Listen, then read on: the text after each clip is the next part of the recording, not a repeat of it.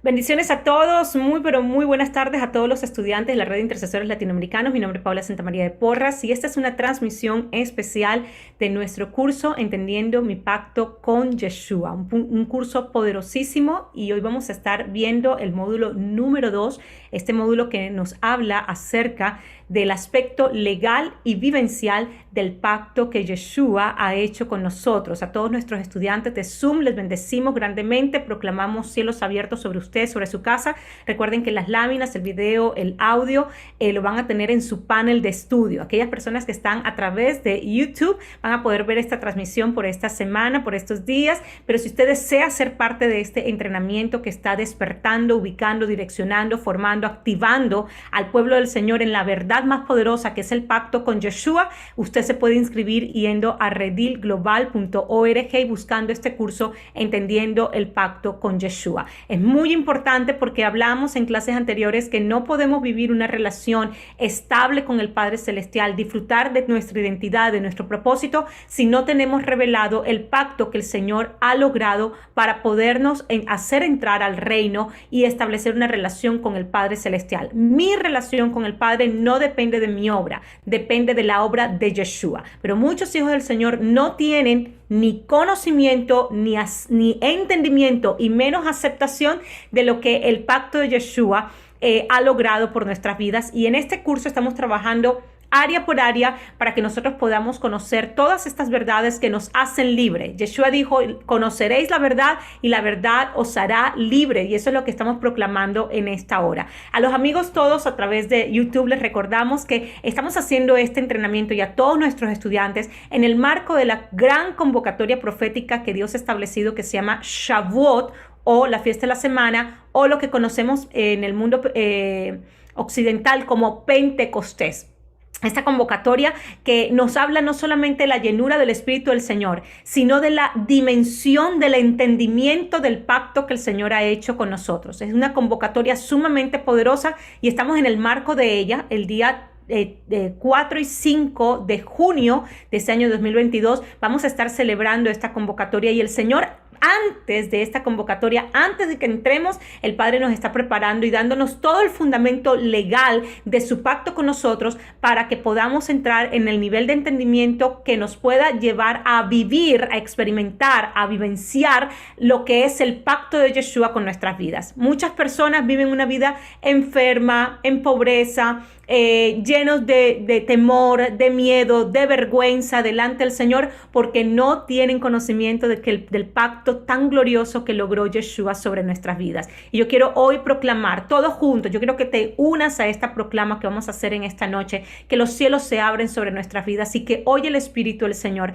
porque solamente es Él que nos puede dar interpretación correcta de la palabra y que nos puede llevar a un entendimiento profundo. Así que oremos todos juntos, familia. Padre, en esta hora te doy gracias porque tú nos has llamado, Señor, porque tú nos conoces por nuestros nombres, porque hemos sido separados y sellados por ti, Señor. Y en esta hora venimos delante de tu presencia basados en lo que ha hecho Yeshua por nuestras vidas, en el pacto eterno que tú has establecido con nosotros, Señor. En esta hora nos presentamos como primogénitos delante de ti. Nos presentamos como hombres y mujeres que hemos sido santificados por ti, que hemos sido redimidos, liberados, Señor, que hemos sido, Padre, purificados. En esta hora, Señor, nos relacionamos y venimos delante de tu presencia, Señor, sabiendo que somos una nueva creación, una nueva criatura en ti, Señor, que las cosas viejas pasaron y todas las cosas fueron hechas nuevas, y que has puesto tu pacto en nuestro espíritu, has puesto, Señor, tu ley en nuestro espíritu, tus códigos en nuestro espíritu, para que podamos conocer tu voluntad y podamos vivir en ella. El pueblo de Israel no podía vivir en tu ley porque su corazón, Señor, porque su espíritu era un espíritu inicuo, pero ahora tú nos has redimido de la iniquidad. Ya nuestro espíritu no es inicuo, Señor, y nuestro espíritu ha recibido tu ley para poderla entender, aceptarla y vivir en ella. Gracias por el cambio de naturaleza. Gracias porque ya no soy un inicuo. Gracias, Señor, porque ya no soy un pecador. Gracias porque he sido santificado, he sido redimido y he sido sentado contigo en lugares celestiales para poder ejercer autoridad, dominio, señorío y utilizar tu poder para que tu reino se manifieste manifieste en la tierra. En el nombre poderoso de Yeshua te doy gracias, Señor, porque en Yeshua somos más que victoriosos, Padre. Y ese es el estilo de vida que queremos vivir. Queremos vivir conforme a lo que tú has hecho legalmente. Queremos caminar en la legalidad de tu reino. Queremos, Señor, vivir y experimentar todo lo que tú has logrado por nuestra vida. Abre nuestros ojos hoy. Danos entendimiento, que podamos pasar de la letra, Señor, a la vivencia, que podamos pasar de lo legal a lo vivencial y a lo experimental. Danos hoy la sabiduría, Señor. Tu palabra dice que pidamos sabiduría y tú nos las darás en abundancia. Y eso es lo que proclamamos en esta hora, que tú nos das tu sabiduría en abundancia, Señor. Gracias, Padre. Amén y amén. Vamos a tener nuestra clase de hoy. Nuestro módulo hoy es hablando y vamos a hablar acerca de el aspecto legal y vivencial del pacto con Yeshua. Vamos a ver cómo hacemos esa transición, pasar de lo que el Señor ha establecido legalmente a vivirlo y a experimentarlo. Para ello vamos a tener a nuestro facilitador, el doctor Jorge Porras Benedetti, quien es mi esposo, además de eso, fundador del Centro Latinoamericano de Estudios Ministeriales, CLEM, y también vicepresidente de la Red de Intercesores Latinoamericanos y cobertura de este ministerio. Apóstol, un abrazo fuerte, gracias por estar aquí con nosotros. Hola, ¿cómo están todos? Mil bendiciones. Bueno, espero que todos estén con corazón abierto como los de Berea, los bereanos.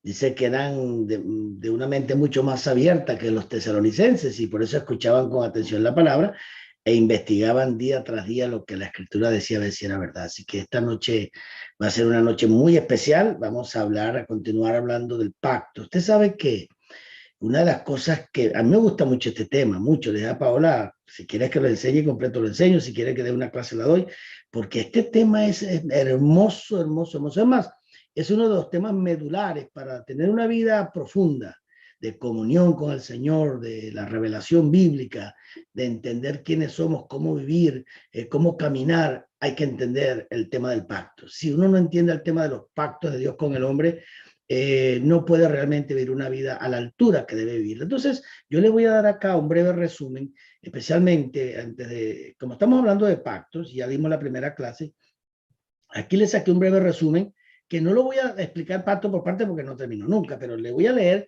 ya después ustedes en casa lo leen con calma y lo revisan, porque le di unos cuantos aspectos, como 19 aspectos de lo que es el pacto con Dios, cómo se elaboró, cómo se ejecutó, y después de una breve explicación para luego entrar en la práctica de lo que es el pacto. Así que es una clase bien interesante, muy sencilla, muy básica, pero extremadamente profunda en cuanto a nuestra relación diaria con el Señor, con nosotros mismos y con nuestro prójimo. Así que abramos nuestros corazones y arranquemos con esta enseñanza que es pero tan importante en un momento como este de la historia del mundo. Así que bueno, vamos aquí a entrar en nuestras láminas Vamos aquí a entrar en nuestras láminas entendiendo el pacto con Yeshua, en este curso maravilloso, me parece estupendo este curso, y pues yo quiero llevarlo a un nivel, quisiera minimizar, no tengo acá para minimizar, Paola, aquí está, déjeme un segundito para minimizar aquí.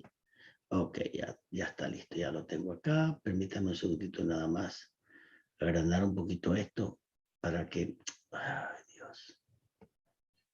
Ok, ahí está un poquito más grande. Disculpen Ok. Bien, arranquemos. Este módulo 2, como ya lo dijera mi esposa Paola, este módulo 2, vamos a ver el aspecto legal y vivencial, o vivencial, o experimental. Esa palabra vivencial, vital, experimental, pues es la antítesis de lo legal, o realmente es la consecuencia de lo legal. Si hay algo legal, eso legal viene a ser vivencial, práctico, viene a ser oportuno si lo pasamos de la parte legal o teórica a la parte práctica. Entonces lo vivencial es lo práctico, es lo práctico, es la aplicación de lo legal en nuestra vida diaria. Entonces el aspecto legal y vivencial de la relación de pacto con Dios. Comencemos primero por hacernos esta pregunta o hacer esta afirmación. Todo pacto, más bien no pregunta, afirmación. Todo pacto que Dios hace con el hombre tiene un aspecto legal y otro vivencial o experimental. ¿Correcto? Ok, vamos a ver entonces cómo funciona esto. Fíjense que Jeremías 31 al 34, Jeremías capítulo 31, versículo 31 al 34, después se los corrijo allí, 31 al 34, dice, he aquí que vienen días, dice Yahvé, el Padre Eterno, el Creador, en los cuales haré un nuevo pacto, dice nuevo, y en la palabra kashar no significa renovado, significa nuevo, nuevo pacto con la casa de Israel y con la casa de Judá. Versículo 32, no como el pacto que hice con sus padres el día que tomé su mano para sacarlos de la tierra de Egipto, pues ellos invalidaron mi pacto. Mire lo que dice, ellos, aquí está hablando Jeremías, ellos invalidaron mi pacto. ¿Está viendo lo que dice ahí? ¿Quién invalidó? Israel invalidó el pacto. Entonces hay que tener mucho cuidado porque no se nos olvide que cuando llega el tiempo de Yeshua, que Yeshua enfrenta a los fariseos, enfrenta a toda esa gente, y le dice, ustedes son de vuestro padre el diablo, y los de vuestro padre crece así. ¿A qué se debía eso? A que ellos habían invalidado el pacto. En el tiempo que llega Yeshua, el pacto del monte Sinaí con la nación de Israel había sido, ¿qué? Invalidado por Israel porque lo violaron. Si usted no comprende eso, no va a entender nada de lo que pasa en el nuevo pacto. Entonces, lo vuelvo a leer, no como el pacto que hice, o sea, que este nuevo pacto no iba a ser como el pacto que hice con sus padres cuando del día que lo tomé de la mano para sacarlo de la tierra de Egipto, pues ellos invadieron mi pacto, aunque yo fui marido como un marido para ellos, dice Yahvé. Entonces ahí hay dos cosas. Una, no como el pacto que hice con ellos en el monte Sinaí, no como ese pacto lo voy a hacer, sino que habrá un nuevo pacto. Porque yo lo saqué de la tierra de Egipto e hice un pacto con ellos, pero ese pacto ya quedó abolido. ¿Por qué? Porque voy a hacer otro que no es como ese. Pues, ¿por qué no? Porque ellos lo invalidaron. Entonces no se puede renovar ni restaurar o decir que hay un pacto renovado con un pacto que ya fue invalidado. No sé si me sigue, porque normalmente el judaísmo dice que el pacto con ellos es el pacto renovado. Falso, porque no puede haber un pacto renovado con un pacto que ya fue invalidado. Por favor, esto es cuestión de dos dedos frente, no hace falta tres, dos dedos frente. Aunque yo fui pasado, no que soy, yo fui un marido para ellos, dice Yahvé. ¿Lo ve? Todo en pasado, todo ya caducó, todo se venció, todo se invalidó. Pero este es el pacto, entonces habla del nuevo, que haré con la casa de Israel después de aquellos días.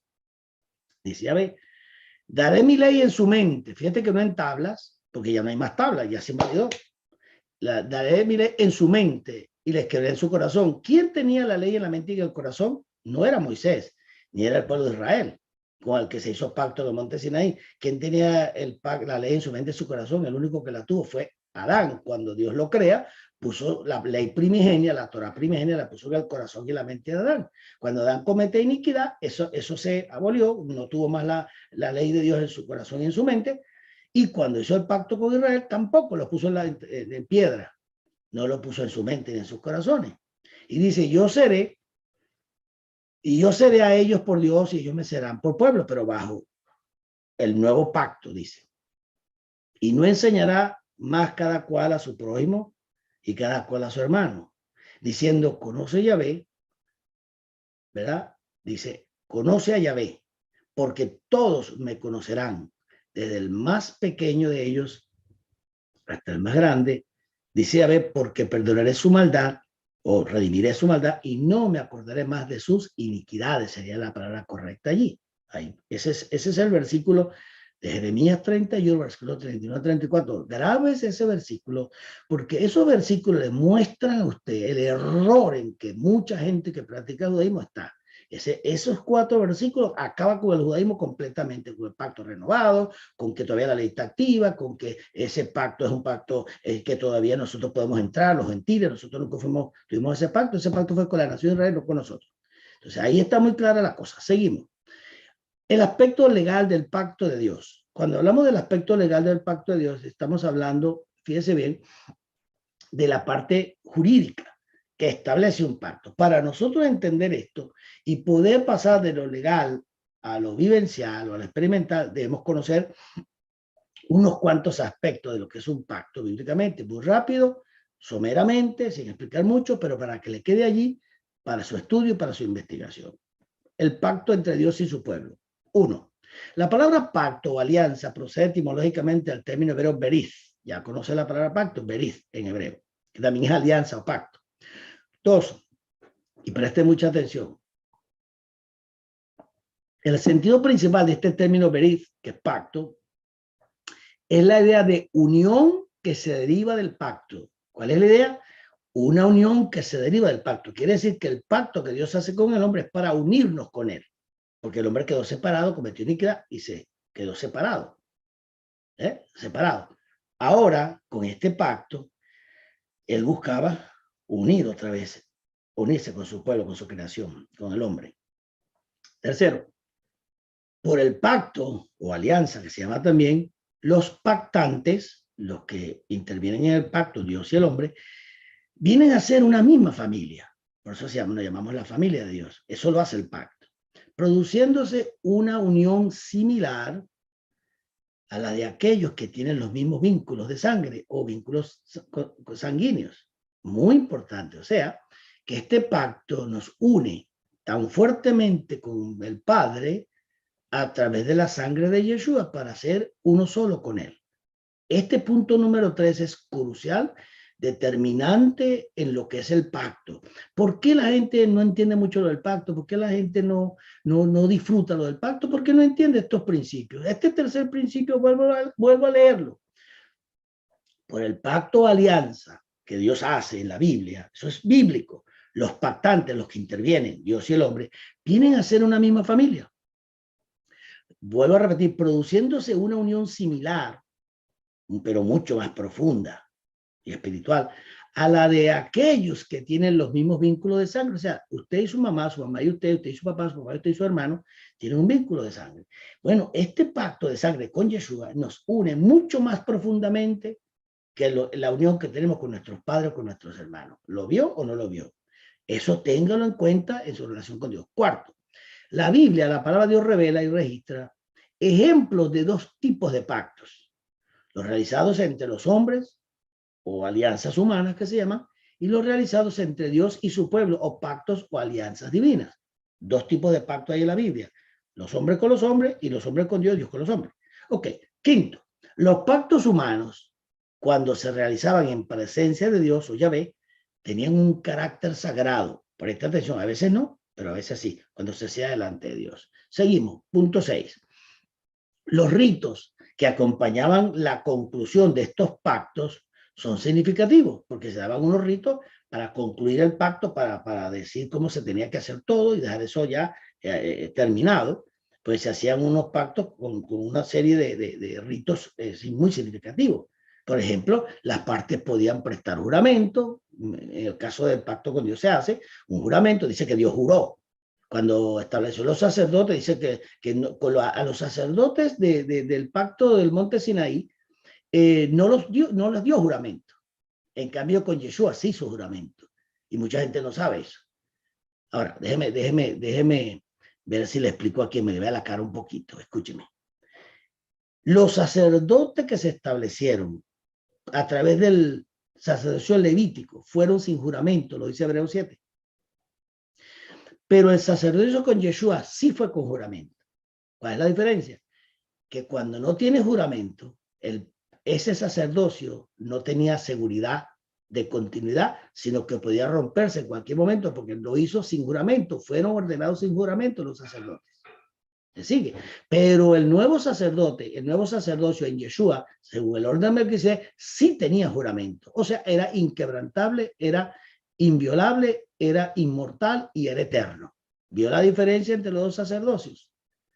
Preste atención a esos detalles porque la gente que practica judaísmo y que lo tratan de enredar, no le echan el cuento como es. A una porque no quieren y no desean que usted entienda y lo quieren engañar, y otra porque no lo saben.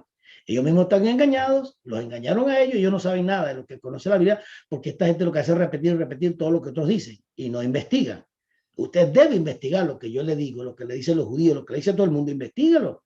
Usted no tiene por qué quedarse callado ante una cosa que le digan porque saben hebreo, porque a mí no me interesa. Mire, escúcheme, si había gente que sabía hebreo eran los judíos y los fariseos. Y todos los que, saduceos, y toda esa gente sabían el hebreo perfecto. Y Jesús le dijo, vosotros sois de vuestro padre el diablo y lo deseo vuestro padre queréis hacer. Y sabían todo el hebreo del mundo. Pero no sabían nada de la Biblia. No sabían nada del pacto de Dios. No sabían nada de los acuerdos de Dios, de la revelación y del plan divino. No lo conocían, por eso crucificaron a Yeshua, por eso le llamaron Belcebú y por eso lo mataron. Por eso hicieron ese desastre. Hasta el día de hoy tienen un velo puesto. Entonces no se diga por gente que está ciega, porque si yo le digo un ciego y a otro ciego, los caen en el precipicio. Está hablando de los judíos, los que practican el judaísmo. Ojo con eso porque la gente se come todos esos cuentos chinos que echan los judaizantes y andan en error. Ok. Entonces, el rito bíblico, estamos hablando de los ritos que acompañaban la conclusión de estos pactos, son significativos en el sexto. Las partes podían prestar juramento, Dios prestó juramento de su pacto, siempre. En el caso nuestro, el caso del sacerdocio no hizo juramento por ello, el de sacerdocio de Yeshua sí. Dice, estrecharse las manos, ¿ves? Se hacía juramento, se estrechaban las manos como símbolo de acuerdo, estoy de acuerdo, se dieron la mano, intercambiarse dones también, se daban chivos, gatos, perros, camellos, ovejas, qué sé yo, cuántas cosas habían en la historia, en muchos de esos casos, pero en la Biblia pues son muy diferentes. Dones que simbolizaban la mutua entrega. O sea, yo te doy mi vara y tú me das un chivo y yo te doy, qué sé yo, y que intercambiaban en los pactos. Eso era muy común. 7. En el caso acuérdense que Yeshua, cuando ellos hacían esos pactos, perdone que me retrotraiga un poquito otra vez, cuando ellos hacían esos pactos, intercambiaban, yo te doy un chivo y tú me das tu vara o me das tu hija o lo que sea. En el caso de Dios, cuando él hizo el pacto con el hombre, lo que Dios le entregó al hombre fue a su hijo. ¿Me está oyendo? Lo que Dios entregó para el pacto con el hombre fue a su propio hijo llamado Yeshua. Preste atención a eso para que no se le olvide. 7. El rito bíblico del pacto consistía en sacrificar animales. Acuérdense que era la sangre de los animales inocentes. Era tipo, no era la verdadera sangre que limpiaba, sino que expiaba. Entonces, nosotros no nos cubrimos con la sangre de Cristo porque la sangre de Cristo no cubre. Son la sangre de animales porque el cubrir es expiación. Y eso lo hacen los animales. Entonces, cuando usted habla de la sangre de Cristo, jamás diga me cubro con la sangre de Cristo porque la está anulando. Y te la está llevando a nivel de sangre de animales. Hello, ¿están ahí o se fueron? Ok, preste mucha atención porque estoy tumbando aquí muchos becerros sagrados de la iglesia evangélica religiosa. Y si usted no entiende lo que estoy hablando, yo no se lo puedo explicar porque esta clase es corta y es práctica. Entonces, la sangre de Cristo no cubre.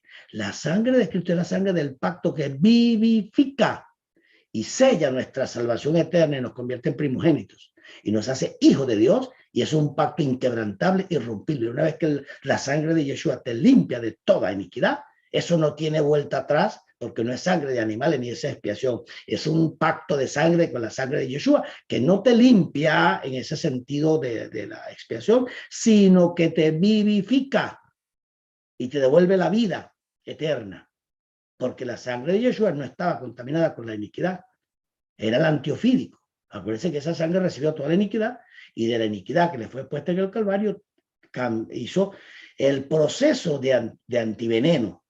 Y cuando él se presenta con su sangre ante el Tribunal Supremo Celestial, esa sangre ya no era la misma que tenía que Jesús en su cuerpo mientras vivía en la tierra, sino que se había transformado, no solamente era seguía siendo sangre, sino que se había transformado en el antiveneno, en el antiofídico, que quita la iniquidad del mundo.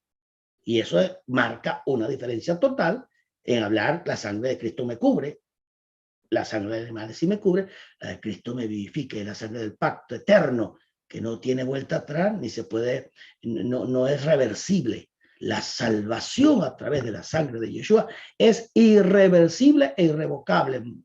Romanos capítulo 11, versículo 29, los dones y el llamado de Dios son irrevocables. Y la salvación es un don. Pasamos al punto 8.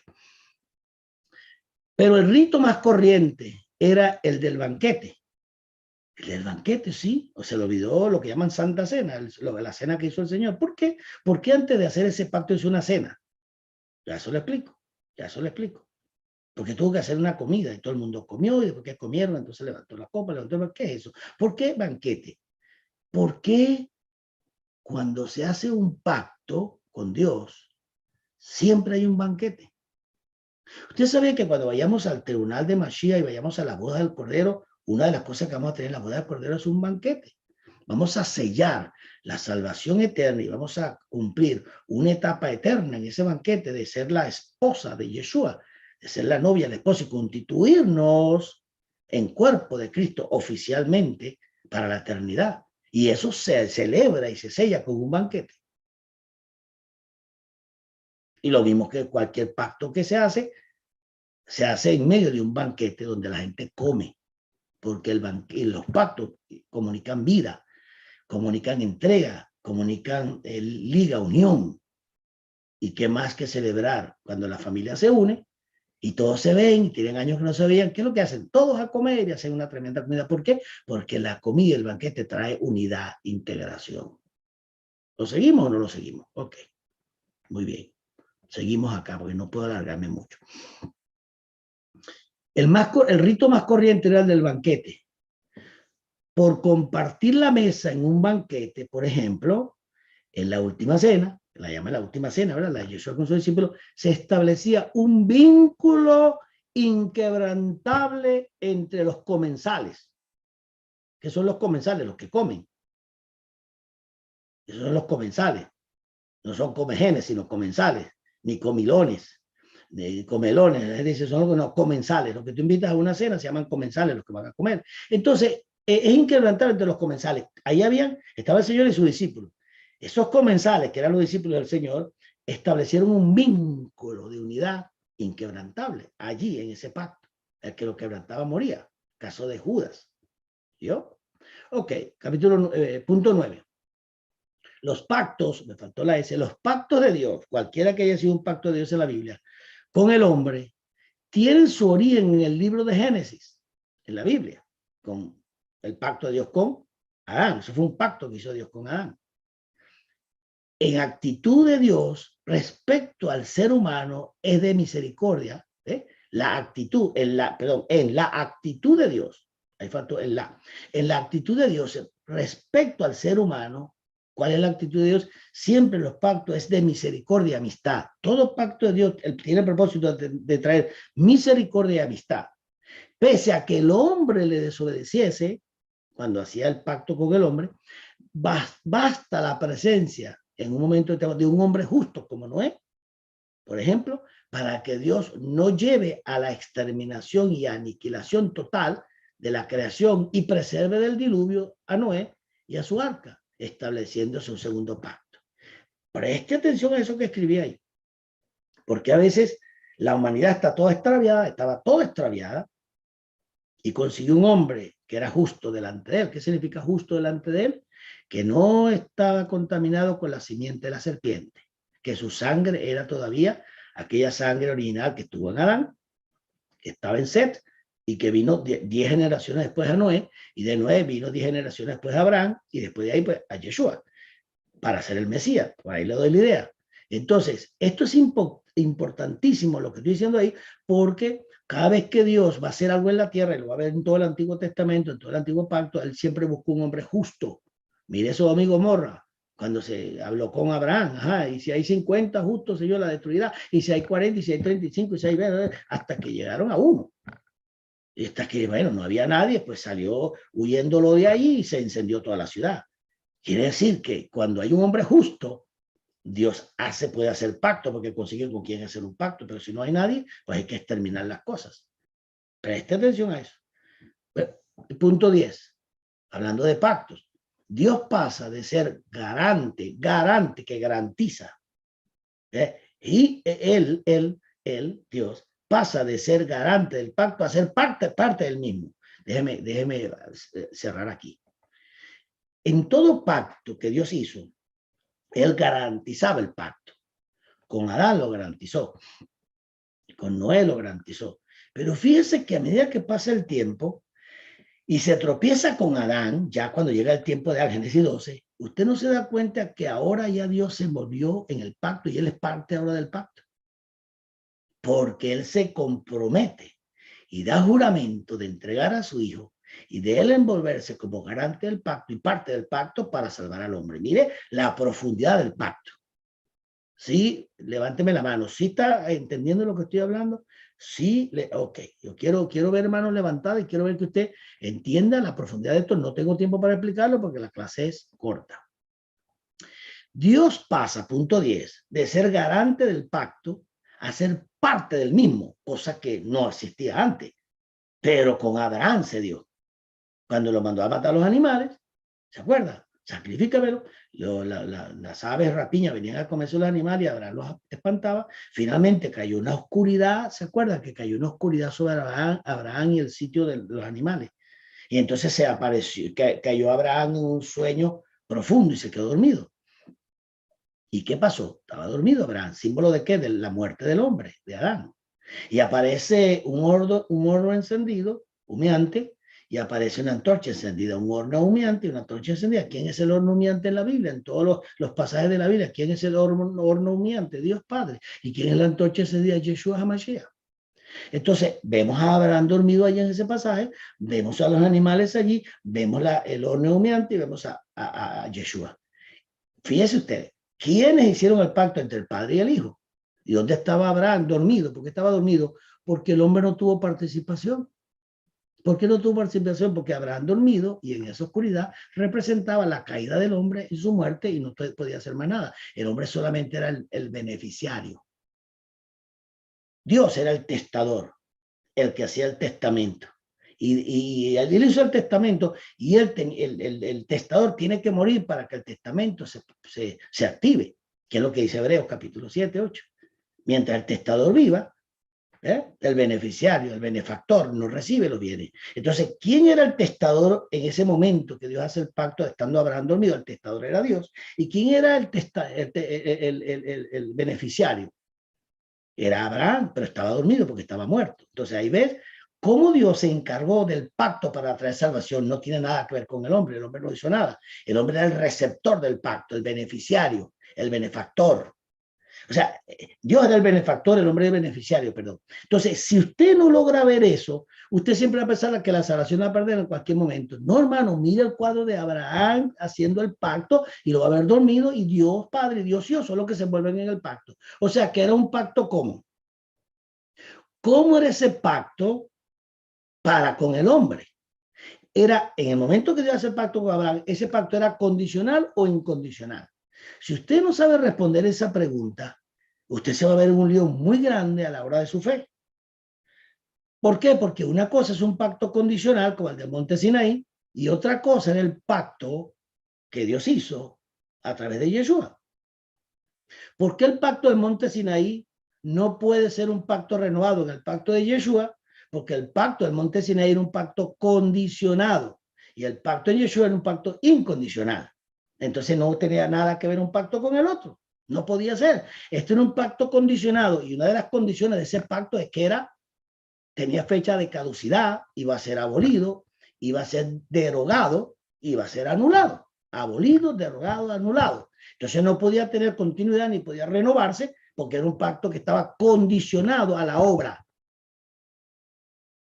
Vivirás por estas obras, harás estas obras.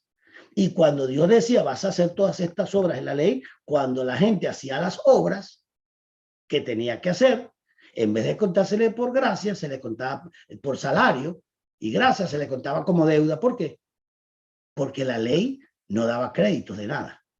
La ley, cuando tú la cumplías, más endeudado estabas. Porque mientras mayor cumplías la ley, ¿por qué quedaba más endeudado?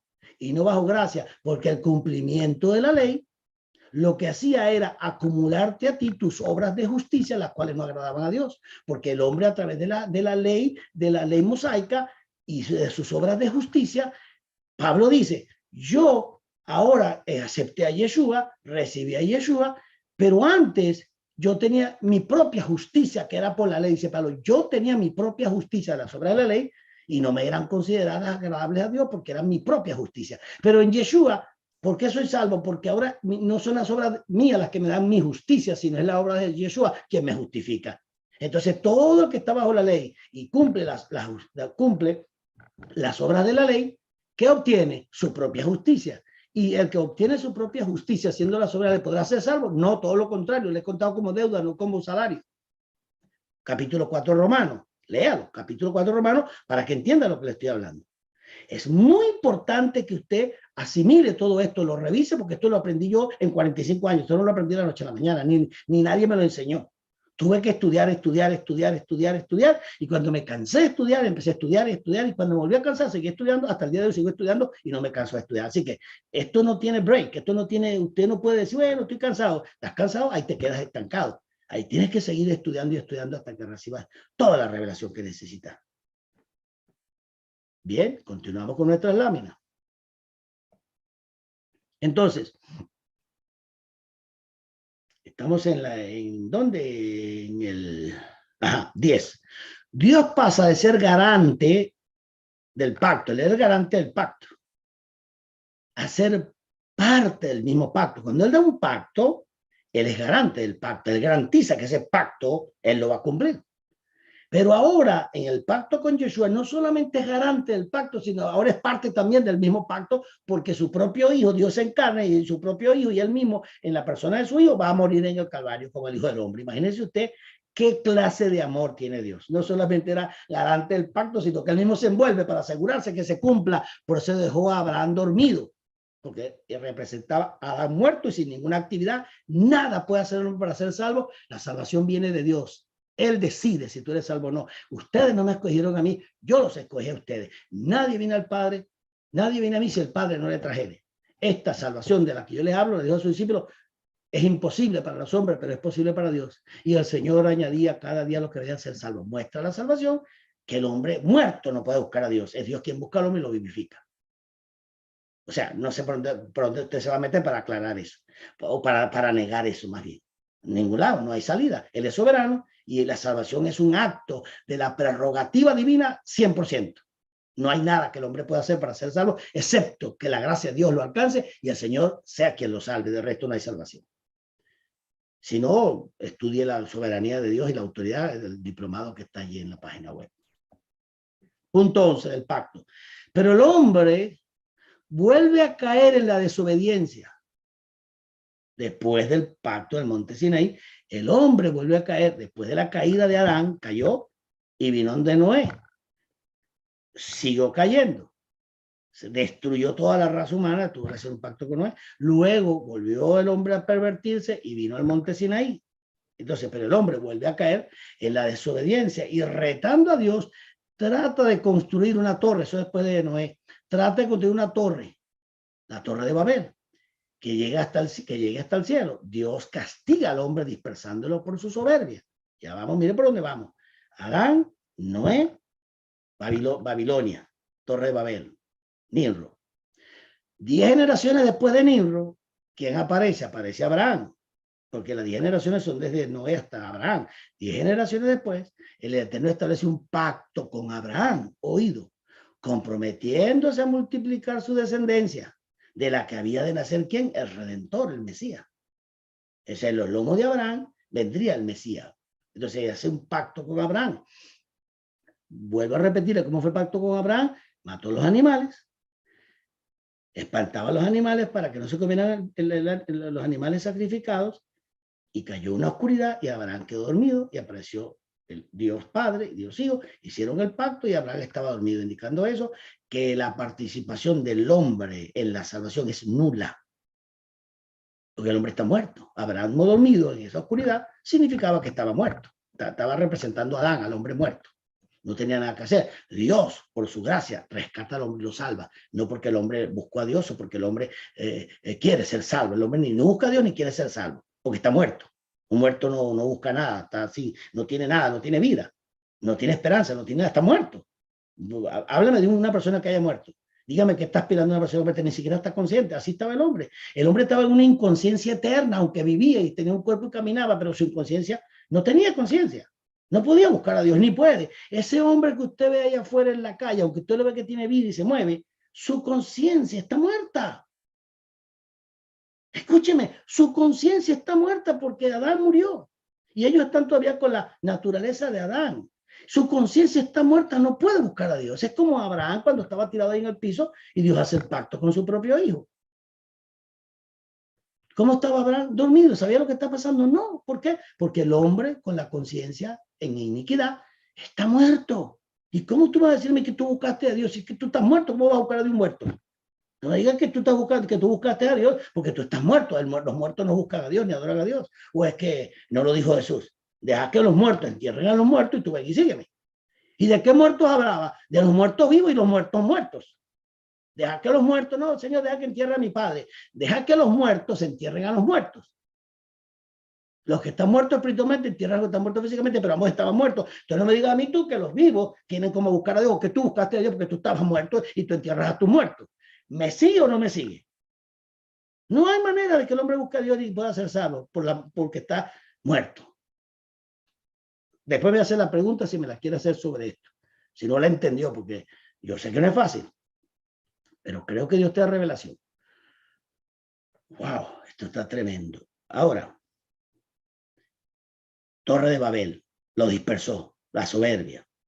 Punto 12. 10 generaciones después, el Eterno establece un pacto con Abraham, comprometiéndose Dios con juramento. No con una promesa, acuérdense, dije comprometiéndose con qué, la voy a poner ahí, ahorita después la corrijo, no la corrijo, la añado. Comprometiéndose con un juramento, no con una promesa. Dios nunca hace promesa, usted que es nuevo. Dios hace juramento, no promesa. Y cuando Dios jura, lo que Él dice está hecho.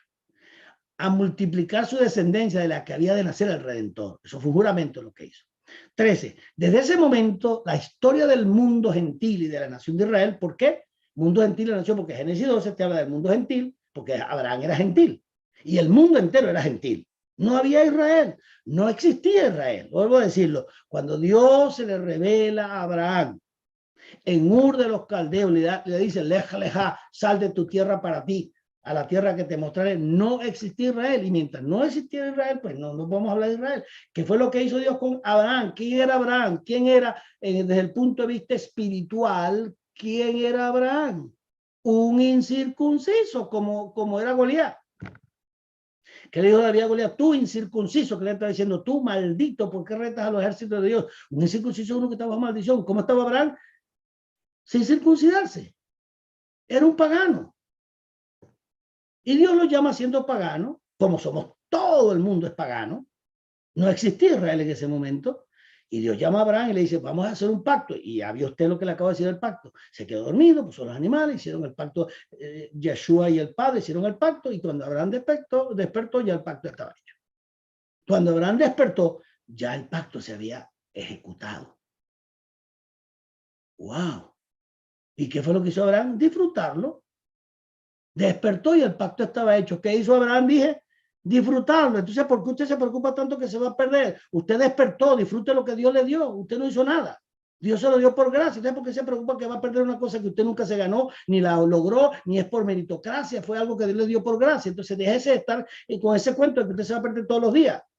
Porque la salvación es un acto de gracia, como le fue para Abraham, que estaba dormido cuando Dios hizo el pacto. Abraham despertó, ya pertenecía a la familia de Dios y el pacto de sangre lo unió a Dios como familia. Y fue heredero, beneficiario, porque Dios así lo quiso, punto. Es la misericordia, es el amor de Dios para con el hombre. Mientras no entendamos eso, seguimos pendientes que nuestras obras nos pueden salvar y todos los días creemos que nos vamos para el infierno. Porque eso es lo que te enseña de los púlpitos. Hermano, no interesa, ese es su pecado. Si viene Cristo, se cae y se va al infierno. ¿Quién dijo ese disparate? ¿De dónde sacaron eso? Eso es un horror, eso es Babilonia completa. Pero ¿sabe por qué se dicen esos disparates? Porque no se conoce la verdad del evangelio ni del reino. Porque no hay revelación de la palabra, no hay entendimiento de lo que es el pacto de Dios, ni de lo que es el reino de Dios, ni lo que es cuando dice que somos primogénitos, cuando dice que tenemos autoridad en los cielos, en la tierra junto con Yeshua, para hacer grandes cosas. No hay entendimiento de eso.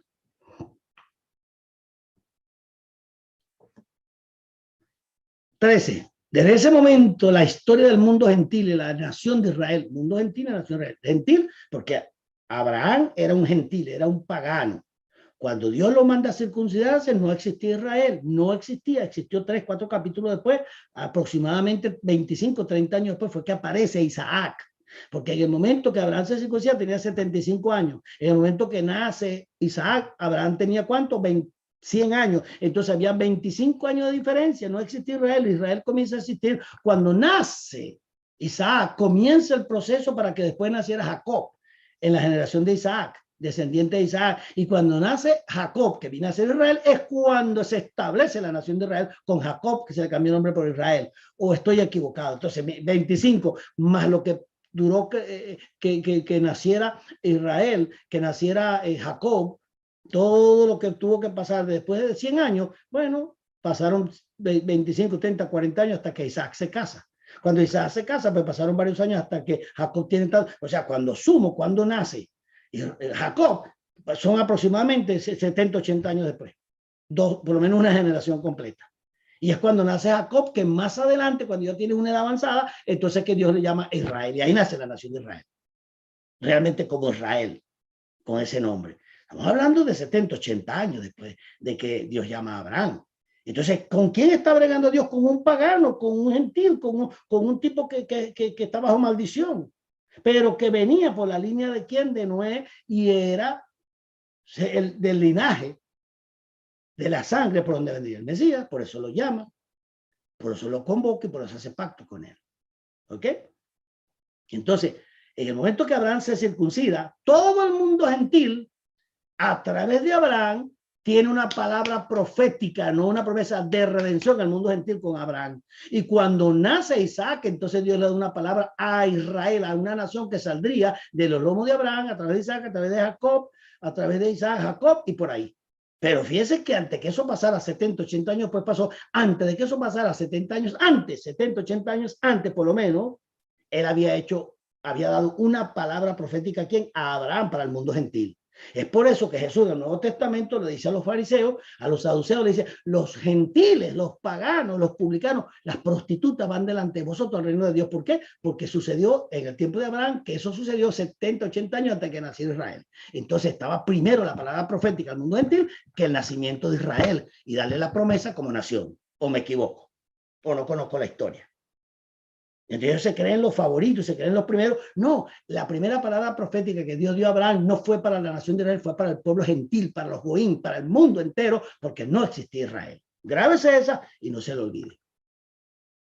Entonces, desde ese momento de la historia, desde ese momento en la historia del mundo gentil y de la nación de Israel, que más tarde, 70, 80 años más tarde, nace Jacob, nacerá de los lomos de Abraham, ¿verdad? Nacería de los lomos de Abraham, ¿quién? El Mesías, y nacería la nación de Israel. Quedaría marcada esa nación que nacería a través de Abraham, Isaac y Jacob, esa nación que saldría y quedaría marcada por ese gran acontecimiento, tanto que se llamaría el pueblo del pacto, se le llamó a esa nación llamada Israel, al pueblo del pacto o la alianza santa se le llamó, porque por ahí venía el Redentor. Pero el mundo gentil estaba ya conectado a través de la circuncisión de Abraham para recibir la palabra profética que se le dio. Con Israel hizo un pacto que Israel rompió. Con el mundo gentil dio una palabra profética hasta el tiempo de Yeshua para que luego llegara y mandara a Pedro allá en la azotea de la casa donde estaba Pedro, vete donde Cornelio. Yo para allá no voy, desde el lienzo de los animales inmundos. Mata y come, no, yo no como cosas inmundas. Ajá. No llames inmundo lo que yo santifico. Estaba hablando de lo que pasó con Abraham y el mundo gentil, la circuncisión de Abraham. Ve allá a anunciarles el evangelio del reino. Y él no quería ir, pero fue. Y cuando llegó allá, que empezó a hablarles, debido a la palabra que se le dio a Abraham, profética de salvación a los gentiles, entonces el poder de Dios cayó. Y por eso fue que fueron llenos del Espíritu Santo, porque había una palabra profética dada en Génesis 12 al mundo, a los goín, al mundo gentil. Si no, Dios no puede hacer eso. Dios es un Dios de leyes y de principios. Agarre esa y chúpese esa mientras viene la otra, porque esa está difícil, pero viene una más difícil. Ahora, 14. Pero el pueblo de Dios sufriría bajo el yugo egipcio.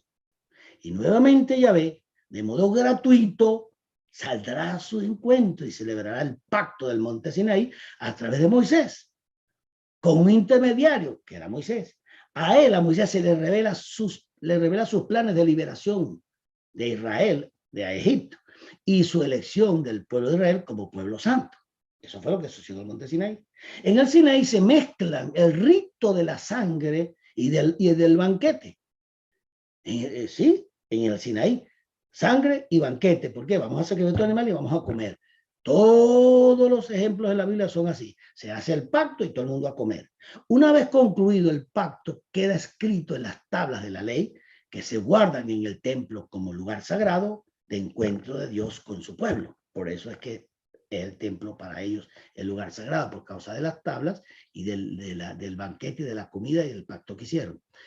16. Después vemos cómo el pueblo y sus gobernantes, después de Monte Sinaí, que vinieron los reyes, vino todo ese tiempo hasta el tiempo de Yeshua, vemos cómo el pueblo y sus gobernantes rompen periódicamente el pacto, desobedeciendo, ahí falta la de desobedeciendo los preceptos de Dios, que castiga a los hombres de la misma manera que un padre a su hijo, llevado por el deseo de corrección. Es utilizada, asimismo, la metáfora que compara a Dios con un alfarero y a los hombres con la arcilla por sus manos que lo modela. Estamos hablando de dónde, Jeremías 18. Entonces ese alfarero es Dios y ese barro es Israel, que está tratando de moldearlo y lo rompe y lo vuelve así, lo rompe. Está hablando de los pactos, los pactos, los pactos. Cada vez que rompía eso, pero que había una nueva alianza tratando de ver si. Y nada, hermano, no hubo manera, tuvo que romperlo y dejarlo así, se acabó. No sé si me entiende, hasta que vino Yeshua. Punto 17. Otra imagen muy querida será la del labrador, que cuida de su viña, mimándola para que fruto. ¿Te acuerdas? La parábola de los labradores malvados, capítulo 21 de Mateo.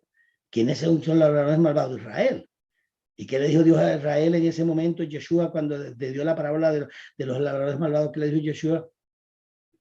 Ellos sabían que estaba hablando de ellos. Al final lo dice, y como sabían que estaba hablando de ellos, lo querían matar. Pero no lo podían hacer porque temían al pueblo. Pero lo que te estoy diciendo es que esa querida viña era Israel, era la tierra, perdón, y Israel eran los labradores, los que supuestamente estaban gobernando la tierra, que cuidaban de su viña mimándola para que dé fruto, o la del pastor que conduce a sus ovejas hacia los buenos pastizales. Todo eso hablaba de la nación de Israel y del trato de Dios a través de los pactos. 18. Otra imagen especialmente gráfica en el lenguaje de los profetas es la que está entre Dios y su congregación. Ahí voy a corregir eso. Es la de Dios, la que está entre Dios y su congregación, su iglesia, dice la gente. Su congregación, como la esposa que debe obedecer a su marido. Efesios capítulo 5, Pablo habla de eso. Entonces es una figura metafórica para que vean la relación de Dios en pacto con nosotros. 19. Ante la desobediencia de su pueblo y las violaciones del pacto del Sinaí, Dios busca una alianza nueva, una alianza, un pacto que no se rompa jamás, porque ya rompieron el de Monte Sinaí y rompieron, todo lo rompían. Israel todo lo que tocaba lo rompía. Israel en aquel tiempo era como los comunistas, todo lo que los comunistas tocan hoy día se daña y se pudre. Donde hay comunismo, todo se destruye. Donde está Israel, todo se acaba. ¿Por qué? Porque eran desobedientes, eran tercos, todo lo que Dios le entregaba. Viene el libro de Jueces. ¿Sabe cuántas veces cayó el pueblo de Dios en idolatría? En el libro de Jueces, 9 veces. Y fallaban, y volvían, y volvían. Un pueblo terco, por eso lo llamaba oveja, porque eran tercos, nunca terminaban de aprender. Nosotros no somos ovejas, somos hijos de Dios. Ellos son las ovejas porque eran tercos y no tenían un alfa que los guiara. Por eso le decía a Pedro, apacienta mis ovejas, pues algo son ovejas, son más tercos que ahí te las entrego. Te di el Espíritu Santo para que aguante la candela que vas a llevar tratando de enderecer a esa gente. Y no lo decía solamente Yeshua, lo dijo Moisés, que allá en el desierto, Dios, ¿hasta cuándo va a soportar este pelea? Le metió 2 palos a la roca y la roca echó agua y quedó Moisés bajo juicio de Aarón y decidió matar a Aarón y Moisés quedó bajo juicio y después Dios mataron a Moisés también 31 años después de cruzar el Jordán. ¿Por qué?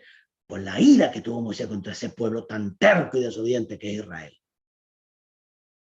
Isaías, mira cómo le dice en capítulo 1, 2 y 3, Isaías, vuestros Shabbat son abominaciones a mí y vuestros sacrificios apestan. O sea, la forma en que Dios le habla a la nación de Israel es terrible, hermano. Eso es un pueblo que se ha desviado, que tiene un velo puesto y que no obedece a Dios. Y es por eso que tuvo que pasar lo que pasó con Jesús y el llamado al mundo gentil y a aquellos judíos que se arrepientan, dice la gente que ante Yeshua, entonces conforman el verdadero Israel que somos nosotros hoy día, gentiles y judíos convertidos al Señor. 20. Esta alianza sería realizada ¿por quién? Por Yeshua HaMashiach, por Jesucristo, que era Dios y hombre a la vez. Entonces, él tenía a Dios y hombre. ¿Por qué te dije que en la primera parte, te acuerdas que te dije hace ratico, y ya termino con esta partecita, te acuerdas que te dije que Dios no solamente era el garante del pacto, sino que después él mismo se envolvió en el pacto? ¿Quién era Yeshua? Dios manifestado en carne. Ahora se humanó, Dios se humana en la persona de Yeshua para participar. Dios ahora se envolvió en la cuestión del sacrificio. Y entonces hizo un hombre, ¿verdad? Le creó un cuerpo a su hijo, el Hijo de Dios, a Yahshua le creó un cuerpo y le puso por nombre Yahshua. Y en ese cuerpo era Yahshua, el Hijo del Hombre, y estaba Dios. Ahora, ¿quién fue el que murió en la cruz? ¿El Hijo del Hombre, el Hijo de Dios o el Mesías? ¿Eh? En la eternidad existió el Hijo de Dios. El que se humanó, él dijo, ¿quiénes dicen los hombres que es el Hijo del Hombre? El que se humanó se llama el Hijo del Hombre. Y el que muere y resucita es el Mesías. ¿Y a quién esperamos? Al Mesías. ¿Por qué? Porque siendo Hijo de Dios se hizo hombre, siendo hombre, muere, se convierte en Mesías, vuelve al cielo, vuelve a tomar todo su trono y ahora viene como el Mesías Rey. Siendo el Hijo de Dios, siendo el Hijo del Hombre. Ahora es Hijo de Dios, Hijo de Hombre y Mesías también. Sus roles. Entonces eso es muy importante. Ahora bien, ya con eso queda claro lo del pacto. Esta alianza la realiza Yeshua, siendo Dios y hombre a la vez. Misterio, el misterio de la encarnación.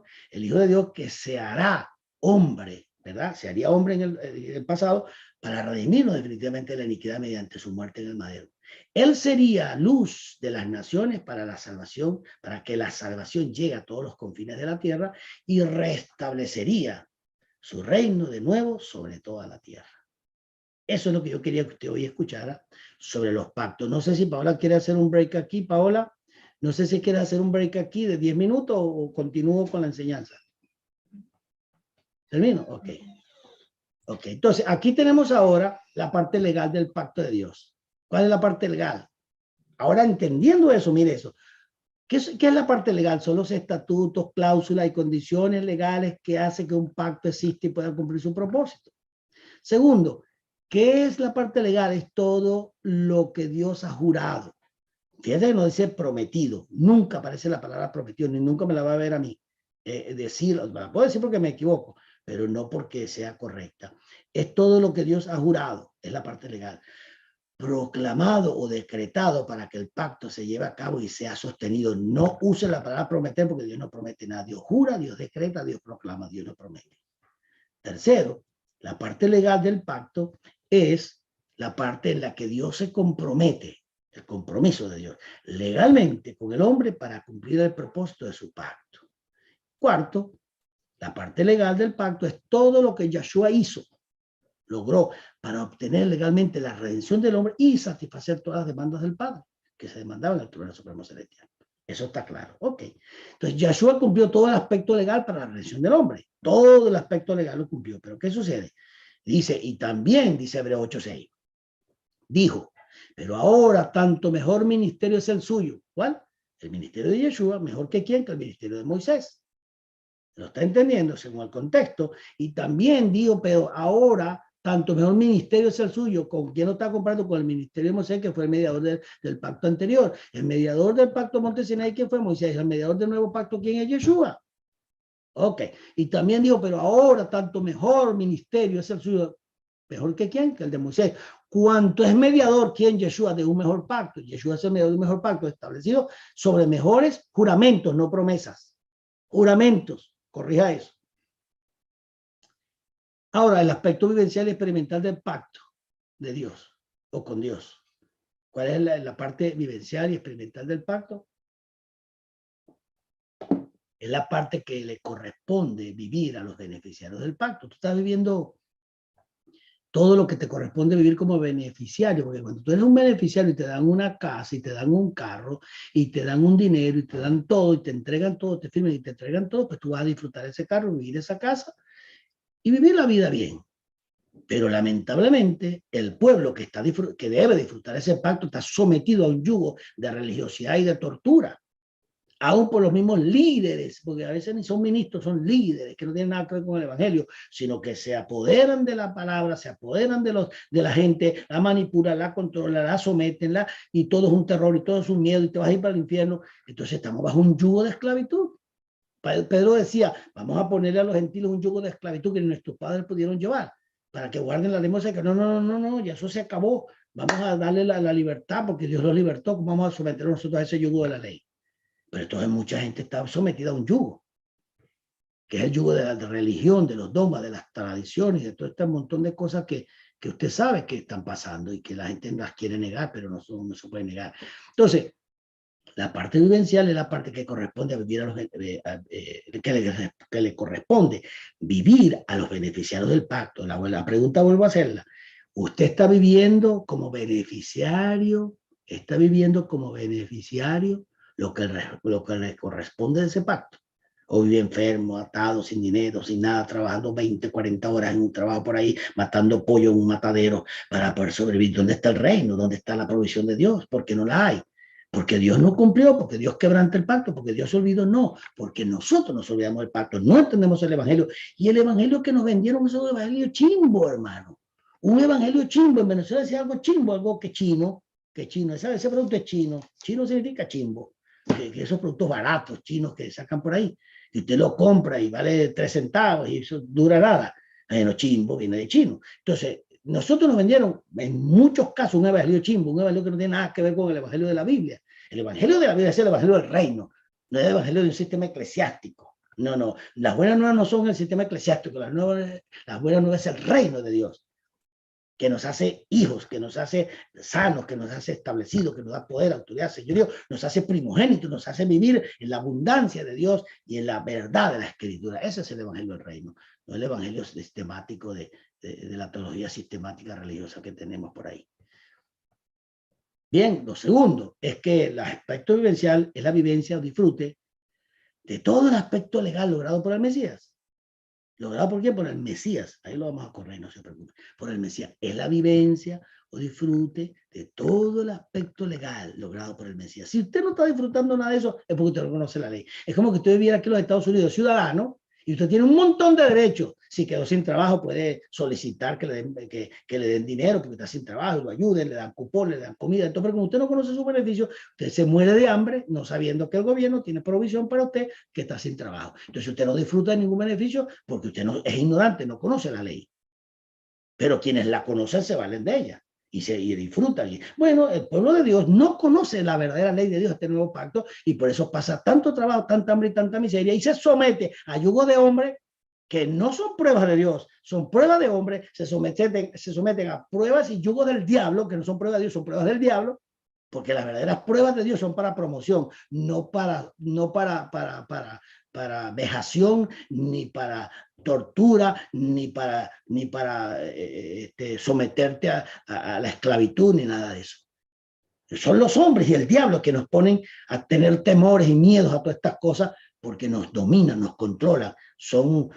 Tienen un ministerio de dictadura eclesiástica o dictadura religiosa sobre los hombres y te manipulan y te meten miedo y te acusan y te dicen de todo como les da la gana. Y tú que eres bobito y tonto y medio idiota a veces, como soy yo y fui yo también y tú y todo el mundo, pues quedamos ahí como que bueno, que si esto es así. No, no es así. Es que somos unos ignorantes y por eso nos oprimen. ¿Por qué el comunismo oprime a Cuba, a Venezuela? Porque la gente que está ahí se quiere dejar oprimir. El que no dice, no, yo me voy de aquí, hermano, yo no voy a seguir este gobierno, y arrancan y se van. Los que se quedan, pues bueno, se quedan porque si Dios lo dejó ahí, lo dejó por alguna razón. Pero los que no se tienen que quedar, se quedan porque no tienen otra cosa que hacer, o no pueden. Sometimiento total. Y eso no es el evangelio.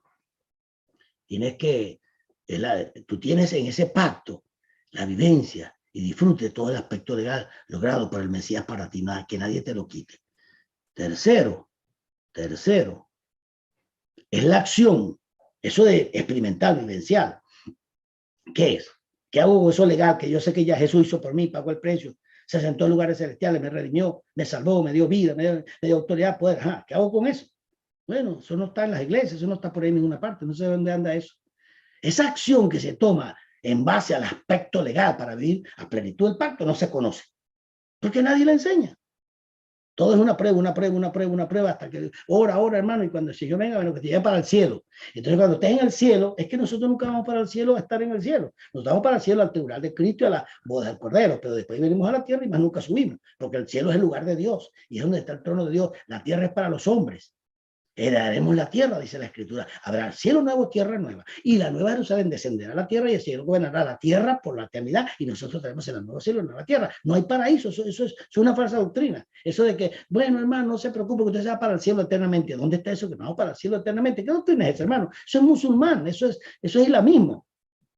Lea la Biblia, los mansos heredarán la tierra. Lea Salmo 115, versículo 16.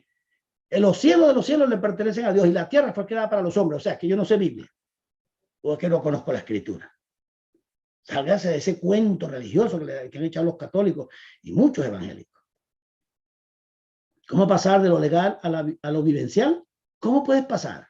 Uno, debes tener conocimiento del aspecto legal que te otorga derechos, deberes y privilegios. Debes conocerlos. Debes tener la información. Por eso es que andas mal, porque no estás bien informado. Estás mal informado. Te desinformaron. Segundo, para pasar de lo legal a lo vivencial, debes pasar del conocimiento al entendimiento. Solo por revelación del Espíritu puedes hacer eso, porque tienes conocimiento, tienes entendimiento y tienes sabiduría. El conocimiento por sí solo es información. El conocimiento con entendimiento es revelación. Y el conocimiento con entendimiento y sabiduría es la aplicación del conocimiento con entendimiento para que tú puedas vivir en la acción que Dios te estableció. ¿Sí me seguiste o no me seguiste? Entonces debes pasar del conocimiento, o sea, la información general, al entendimiento, la comprensión. Entendimiento es comprensión, que viene por el Espíritu. Entonces, teniendo entendimiento, conocimiento y entendimiento, nos lleva a la aceptación de lo que fue logrado legalmente. Y esto nos permite caminar en sabiduría. ¿Qué es la sabiduría? La sabiduría es el conocimiento, que es información, más el entendimiento, que es comprensión, aplicado bajo la revelación del Espíritu, nos da la sabiduría para tener el conocimiento que hemos entendido y poder vivir a nivel que tenemos que vivir. Pero si no hay conocimiento, ni entendimiento, ni sabiduría, estamos metidos en religión y no hay quien nos saque de ahí, a menos que estudiemos y a menos que alguien nos enseñe. Eso es lo que está pasando. Beneficios. Mira esto como habla en la boca. Mire esta familia. Beneficio de pasar de lo legal a lo vivenciado o experimental. Así están muchos de ustedes diciendo, Ave María Purísima, no puede ser. ¿Cómo es esto, doctor Porras? Beneficio de pasar de lo legal a lo vivenciado, a lo experimental. Vamos a ver los beneficios rapidito los beneficios. Uno, te conectas con el Padre, quien es la fuente en la que se origina todas las cosas. ¿Cuál es el primer beneficio de tener conocimiento? El conocimiento te conecta con Dios cuando hay revelación. ¡Pam! Cuando tú te quedas conectado con Dios, ya tú te conectaste a la fuente. Es como cuando conectas un computador que no tiene carga o el celular. Y ya lo enchufas y pones tu cable ahí, tu cargador, y ¡pum! Se enciende el celular. Eso pasa cuando te convertiste. Tú te conectaste con el origen tuyo, te conectaste con el creador, te conectaste con la vida, pero yo no sé por qué vives desconectado. La religión te desconectó, la tradición te desconecta y te mueres y estás conectado, pero no alumbras. Estás conectado y no tienes corriente, hermano. No tienes vida. No sé qué te pasa. Segundo, beneficio para pasar de lo legal a lo experimental, para poder disfrutar a plenitud lo que Yeshua logró. Entonces te conectas con el Padre, quien es la fuente en la que se originan todas las cosas. ¿Para qué? Para poder disfrutar a plenitud lo que Yeshua logró para ti. Lo logró, lo pagó. Tú no tienes que pagar nada. No es por meritocracia, tú no has logrado nada, ni yo tampoco. Él lo logró y él me lo dio por gracia. O lo disfruta, porque si estás tratando de vivir bajo la ley mosaica, hacer obra para que Dios se compadezca a ti, te equivocaste. Aquí tú no hay manera que le agrades a Dios, ni yo tampoco. Solamente es por gracia. O lo aceptas, no queda otra. Porque no es meritocracia, es el sacrificio de Yeshua. Tercero, estando allí, puedes ejercer autoridad y utilizar el poder del reino. Por gracia. Más nada, lo que tienes que recibirlo. Yo te hago una pregunta. Si yo te llevo un regalo a tu casa, tú estás cumpliendo años, yo te llevo un carro y te lo regalo. ¿Qué tú haces? Entonces empiezas a brincar. Una pata, gracias, wow, tengo un carro, me regalaron esta casa, wow, qué gloria a Dios, aleluya, empiezas a disfrutarla. ¿Y por qué no haces eso con lo que Dios te ha dado? ¿Por qué siempre estás triste? Porque todos los días te levantas con una cara de miseria. Te toman una foto y tienes cara de miseria. Te toman una foto y tienes una cara de rancho, los ranchos que hay en Caracas, de gente pobre por allá, tienes cara de rancho, mentalidad de rancho. ¿Sabes lo que es tener cara de rancho y mentalidad de rancho, hermano? Cara de miseria y de ruina. Así anda mucho evangélico. ¿Por qué? Por esto que te estoy enseñando. ¿Y quién nos enseñó mal? Bueno, un montón de gente que no se prepararon y que lo que hacen es ministrar condenación, porque es lo que saben. A veces ni ellos tienen tanto la culpa, es que eso fue lo que aprendieron y lo repiten, están perpetuando lo que le enseñaron. Entonces, si tú despiertas y haces caso y estudias y te preparas, puedes ejercer autoridad y utilizar el poder del reino. para salvar, conquistar al mundo y para establecer el reino y para hacer grandes cosas, para ti mismo, para tu familia y para el mundo. Amén. Entonces, despierta, mi hijo, despierta. Cuarto, puedes establecer el reino sobre la tierra. ¿Cuándo? Cuando entiendas que tienes beneficios que están en lo legal, pero tienes que practicarlo, comenzar a actuar en ellos, recíbelos, acéptalos. El problema es que tú tienes que no sabes recibir. ¿Te acuerdas lo que dice? Y a los que le recibieron, le dio potestad de ser hechos de Dios. ¿A quién? A los que le recibieron. ¿A quiénes? A los que le recibieron. ¿Sabes cuál es el problema con la gente que no sabe recibir? ¿Y cómo se recibe? Recibiendo. Gracias, Señor, lo acepto, es mío. Ahora sé que soy un hijo tuyo, soy un primogénito, tengo autoridad. Y ya te ubicas en el contexto de la gracia y comienzas a caminar por gracia y no por obras. Entonces puedes establecer el reino sobre la tierra. Y por último, puedes vivir en la plenitud de tu identidad y propósito. Y vas a quedar como esa familia que está ahí. ¡Wow! Así vas a quedar. Bendiciones para todos. Paola, creo que ya terminé y creo que aquí aprendimos algo. Así que bueno, si quieren abrir para preguntas, no sé si Paola quiere abrir algunas preguntas. Estoy aquí para contestárselo, nada más que hasta las 5 de la mañana. A las 5 me tengo que ir a dormir. Entonces no sé quién está encargado, si es Anmar, si es Noemí, si es Paola. Yo estoy aquí para seguir órdenes. Yo no tengo problema acá porque ya yo hice lo que iba a hacer. Y si hay alguna pregunta, la quiero contestar. Y si alguien quiere testificar de lo que hoy he aprendido, maravilloso para mí. Así que bueno, hagamos y abramos preguntas y que la gente conteste y que la gente testifique y que la gente cuente. ¿Quién está por ahí que tome el control del micrófono? Vamos a ver quién habla. ¿Paola? Amén, amén, apóstol, por aquí estoy yo. ¿Qué hacemos? ¿Qué hacemos? Porque ya yo hice la parte mía, ya yo le saqué todo todo el rancho a la cabeza, toda la condenación, toda la confusión. Esa es mi parte, hacer una limpieza. Yo soy el limpiador. Bueno, aquí estamos para aprender y de verdad que estamos muy regocijados y muy contentos por toda la enseñanza que usted ha traído, apóstol. Creo que nos ha dado puntos específicos para realmente hacer de todo ese aspecto legal que quizás a veces no entendemos, a veces tienen unos términos un poquito muy técnicos a nivel de derecho, pero pasarlo a la parte vivencial creo que es el proceso que se despertó y se activó hoy en nosotros para realmente vivir el reino. Lo hizo Yeshua aquí en la tierra, que fue el ejemplo que tenemos. Así que bueno, creo que eso es lo más importante. Bueno, profeta. Sí, definitivamente para todos nuestros estudiantes y todos los que están a través de YouTube, la idea de esta clase es que podamos ver que nuestra relación con el Padre Celestial es una relación seria, es una relación que no está basada en las emociones, las circunstancias, lo que tú hiciste, lo que dejaste hacer. Hay todo un fundamento legal que sostiene nuestra salvación, nuestra redención y nuestra relación con el Padre Celestial. No permita que un sistema religioso, que ideas preconcebidas, que conceptos humanos, emotivos, emocionales o mentales condicionen su relación con el Padre Celestial. ¿Cuál es la invitación de esta clase?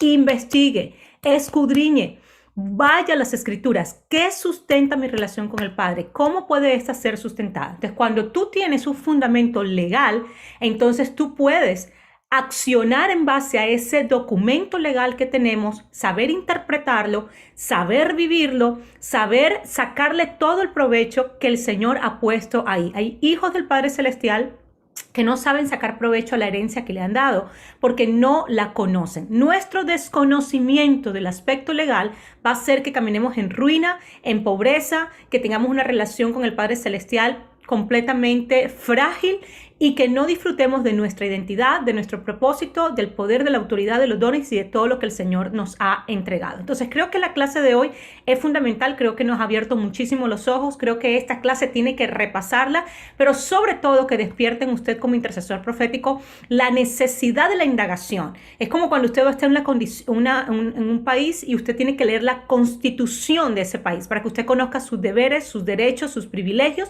y usted pueda vivir de acuerdo a la ciudadanía que se le ha otorgado. Entonces creo que es fundamental. Quiero antes de abrir preguntas, o los comentarios de los estudiantes, me gustaría despedir a todos los que están a través de nuestro canal de YouTube. Este fue nuestro módulo número 2 del curso Conociendo mi pacto con Yeshua. Les invitamos a que ustedes sean parte, porque este video no va a permanecer en nuestro canal. Así que si usted desea ser parte de este curso, puede hacerlo para que usted pueda tener las láminas, pueda tener el material, pueda tener los audios y todo lo correspondiente para que usted se haga un experto en el pacto con el Señor. Así que les amamos, les bendecimos. Recuerden, antes de despedirnos, que usted está invitado a la convocatoria de Shavuot, esta convocatoria donde el Señor ha puesto su pacto en nosotros para que nosotros tengamos entendimiento de lo que Él nos ha dado. Así que no se vaya a perder Shavuot este 4-5 de junio. Vamos a hacerlo a nivel online a través de este canal de Ministerio Redil, de Enfoque Ministerial también, y lo vamos a hacer presencialmente en la ciudad de New York.